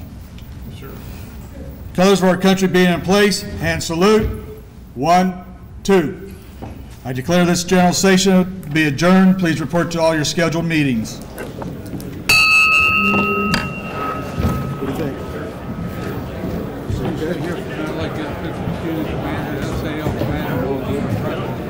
Okay.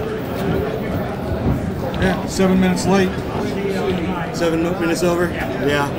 Hey, that's good compared to what we've been doing. Well, the warden, that we didn't expect. I know. Yeah. I mean, I'm sorry about these OC. I definitely need you to do a picture. Yeah, I know. You good? Yeah.